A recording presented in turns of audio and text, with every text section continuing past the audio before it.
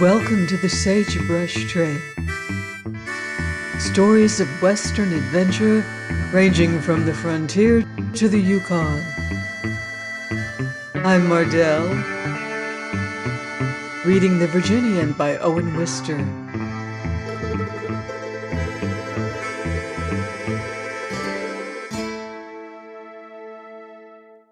Chapter 9. The Spinster Meets the Unknown. On a Monday noon, a small company of horsemen strung out along the trail from Sunk Creek to gather cattle over their allotted sweep of range. Spring was backward, and they, as they rode galloping and gathering upon the cold week's work, cursed cheerily and occasionally sang. The Virginian was grave in bearing and of infrequent speech, but he kept a song going, a matter of some 79 verses. 78 were quite unprintable, and rejoiced his brother cowpunchers monstrously. They, knowing him to be a singular man, forbore ever to press him, and awaited his own humor, lest he should weary of the lyric. And when after a day of silence, apparently saturnine, he would lift his gentle voice and begin, "If you go to monkey with my Lulu girl, I'll tell you what I'll do. I'll carve your heart with my razor, and I'll shoot you with my pistol too." Then they would stridently take up each last line and keep it going 3, 4, 10 times, and kick holes in the ground to the swing of it.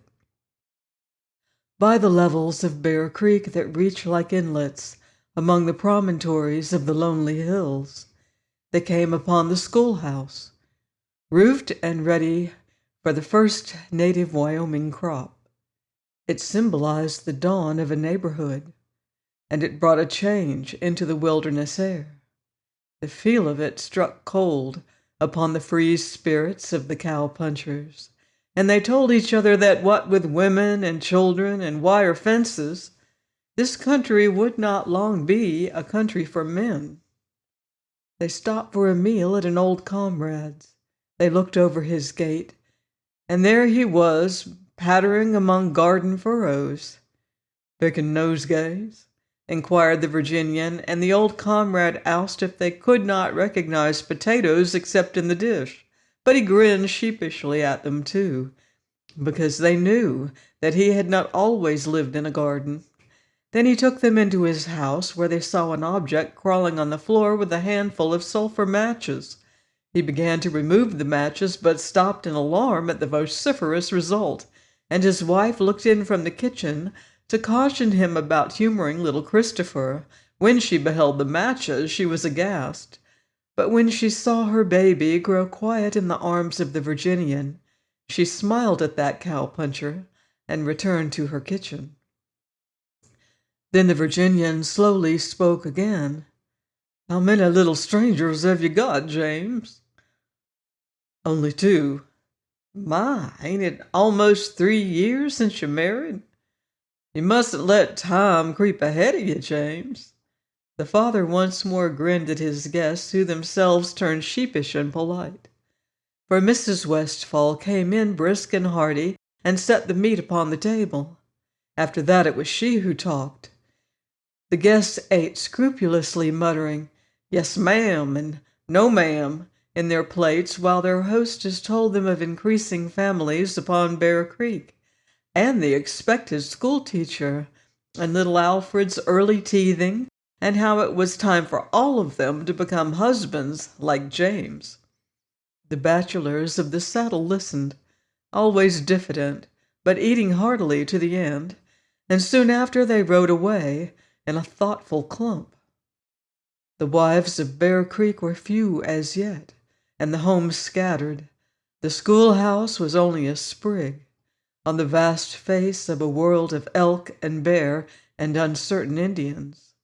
But that night, when the earth near the fire was littered with the cowpunchers' beds, the Virginian was heard drawling to himself, "Alfred and Christopher, oh, sugar." They found pleasure in the delicately chosen shade of this oath, He also recited to them a new verse about how he took his Lulu girl to the schoolhouse for to learn her ABC, and as it was quite original and unprintable, the camp laughed and swore joyfully and rolled in its blankets to sleep under the stars. Upon a Monday noon likewise, for things will happen so, some tearful people in petticoats waved handkerchiefs at a train that was just leaving Bennington, Vermont. A girl's face smiled back at them once and withdrew quickly, for they must not see the smile die away. She had with her a little money, a few clothes, and in her mind a rigid determination neither to be a burden to her mother nor to give in to that mother's desires. Absence alone would enable her to carry out this determination. Beyond these things she possessed not much except spelling books, a colonial miniature, and that craving for the unknown which has been mentioned. If the ancestors that we carry, shut up inside us, take turns in dictating to us our actions and our state of mind, undoubtedly Grandmother Stark was Empress of Molly's spirit upon this Monday. At Hoosick Junction, which came soon, she passed the up train bound back to her home, and seeing the engineer and the conductor, faces that she knew well, her courage nearly failed her, and she shut her eyes against this glimpse of the familiar things that she was leaving. To keep herself steady, she gripped tightly a little bunch of flowers in her hand. But something caused her eyes to open, and there before her stood Sam Bennett, asking if he might accompany her so far as Rotterdam Junction. No, she told him with a severity born from the struggle she was making with her grief. Not a mile with me, not to Eagle Bridge. Goodbye. And Sam, what did he do? He obeyed her. I should like to be sorry for him, but obedience was not a lover's part here. He hesitated. The golden moment hung hovering. The conductor cried, "All aboard!" The train went, and there on the platform stood obedient Sam, with his golden moment gone like a butterfly. After Rotterdam Junction, which was some 40 miles farther, Molly Wood sat bravely up in the through car, dwelling upon the unknown. She thought that she had attained it in Ohio on Tuesday morning and wrote a letter about it to Bennington. On Wednesday afternoon she felt sure and wrote a letter much more picturesque. But on the following day, after breakfast at North Platte, Nebraska, she wrote a very long letter indeed, and told them that she had seen a black pig on a white pile of buffalo bones, catching drops of water in the air as they fell from the railroad tank. She also wrote that trees were extraordinarily scarce.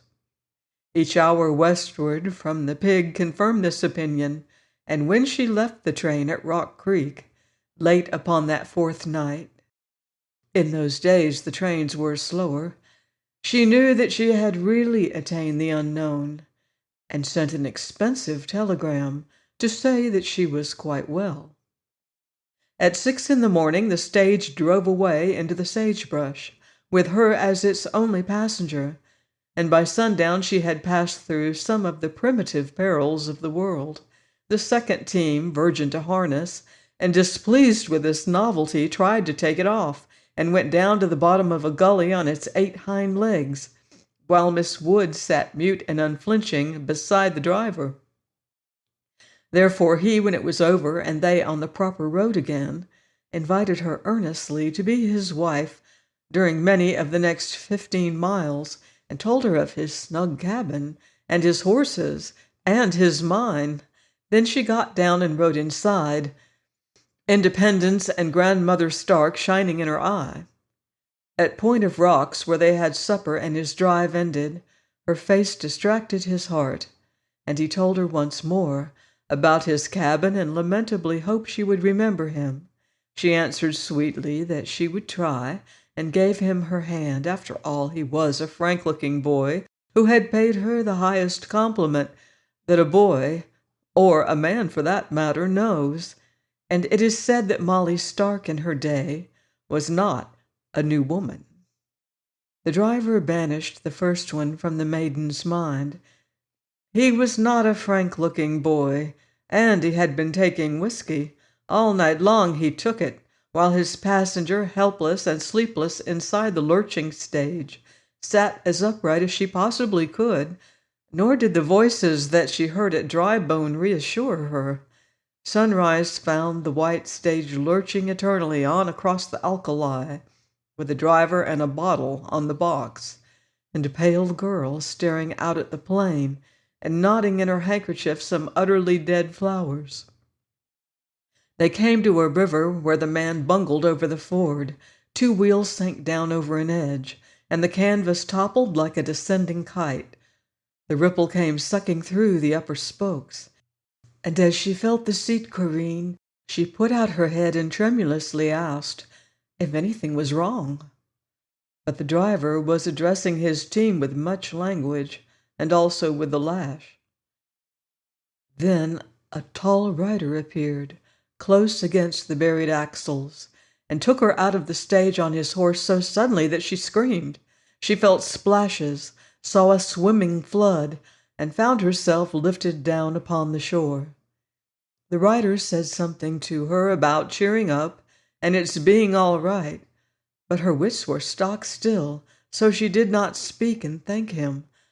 After 4 days of train and 30 hours of stage, she was having a little too much of the unknown at once.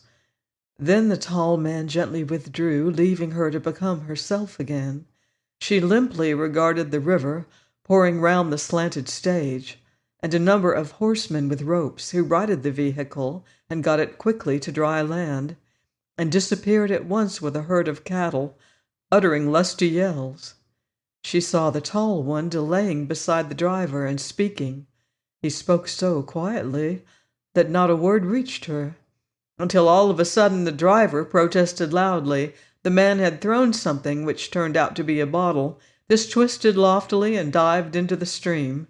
He said something more to the driver, then put his hand on the saddle horn, looked half lingeringly at the passenger on the bank, dropped his grave eyes from hers, and swinging upon his horse was gone, just as the passenger opened her mouth and with inefficient voice murmured, "Oh, thank you," at his departing back. The driver drove up now, a chastened creature. He helped Miss Wood in, and inquired after her welfare with a hanging head. Then, meek as his own drenched horses, he climbed back to his reins and nursed the stage on toward the Bowleg Mountains, much as if it had been a perambulator. As for Miss Wood, she sat recovering, and she wondered what the man on the horse must think of her. She knew that she was not ungrateful, and that if he had given her an opportunity, she would have explained to him. If he supposed that she did not appreciate his act. Here in the midst of these meditations came an abrupt memory that she had screamed. She could not be sure when. She rehearsed the adventure from the beginning and found 1 or 2 further uncertainties. How it had all been while she was on the horse, for instance. It was confusing to determine precisely what she had done with her arms. She knew where one of his arms had been, and the handkerchief with the flowers was gone. She made a few rapid dives in search of it. Had she or had she not seen him putting something in his pocket? And why had she behaved so unlike herself? In a few miles, Miss Wood entertained sentiments of maidenly resentment toward her rescuer, and of maidenly hope to see him again. To that river crossing he came again alone, when the days were growing short. The ford was dry sand, and the stream a winding lane of shingle. He found a pool. Pools always survive the year round in this stream, and having watered his pony, he lunched near the spot to which he had borne the frightened passenger that day. Where the flowing current had been, he sat, regarding the now extremely safe channel. "She certainly wouldn't need to grip me so close this morning," he said as he pondered over his meal. "I reckon it will mightily astonish her when I tell her how harmless the torrent is looking." He held out to his pony a slice of bread matted with sardines, which the pony expertly accepted. "You're plumb pie biter, you Monty," he continued. Monty rubbed his nose on his master's shoulder. "I wouldn't trust you with berries and cream, no, sir. Not though you did rescue a drowning lady." Presently he tightened the forward cinch, got in the saddle, and the pony fell into his wise mechanical jog. For he had come a long way, and was going a long way, and he knew this as well as the man did. To use the language of cattle land, steers had jumped to 75. This was a great and prosperous leap in their value. To have flourished in that golden time, you need not be dead now, nor even middle-aged. But it is quite Wyoming mythology already, quite as fabulous as the high-jumping cow. Indeed, people gathered together and behaved themselves much in the same pleasant and improbable way. Johnson County, and Natrona, and Converse, and others, to say nothing of the Cheyenne Club, had been jumping over the moon for some weeks, all on account of steers, and on the strength of this vigorous price of 75. The Staunton brothers were giving a barbecue at the Goose Egg outfit, their ranch on Bear Creek. Of course, the whole neighborhood was bidden, and would come 40 miles to a man. Some would come further. The Virginian was coming 118. It had struck him, rather suddenly, as shall be made plain, that he should like to see how they were getting along up there on Bear Creek. "They" was how he put it to his acquaintances. His acquaintances did not know that he had bought himself a pair of trousers and a scarf, unnecessarily excellent for such a general visit. They did not know that in the spring, 2 days after the adventure with the stage, he had learned accidentally who that lady in the stage was. This he had kept to himself, nor did the camp ever notice that he had ceased to sing that 80th stanza he had made about the ABC, the stanza which was not printable. He effaced it imperceptibly, giving the boys the other 79 at judicious intervals. They dreamed of no guile, but merely saw in him, whether frequenting camp or town, the same not over-angelic comrade whom they valued and could not wholly understand. All spring he had ridden trail, worked at ditches during summer, and now he had just finished with the beef roundup. Yesterday, while he was spending a little comfortable money at the Dry Bone Hog Ranch, a casual traveler from the north gossiped of Bear Creek and the fences up there and the farm crops, the Westfalls and the young Schoolmarm from Vermont, for whom the Taylors had built a cabin next door to theirs. The traveler had not seen her, but Mrs. Taylor and all the ladies thought the world of her, and Lynn McLean had told him she was away up in G. She would have plenty of partners at this Swinton barbecue. Great boon for the country, wasn't it, steers jumping that way?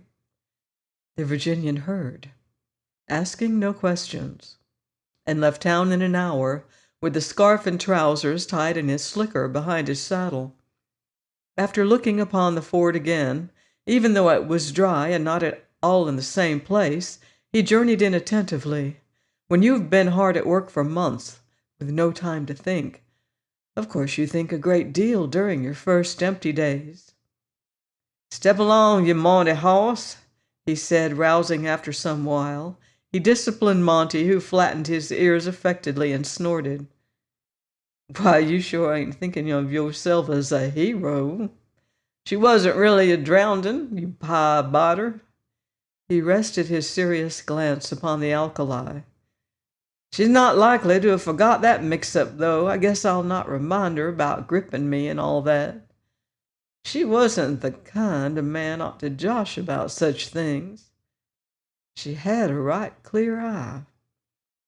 Thus tall and loose in the saddle did he jog along the 60 miles, which still lay between him and the dance.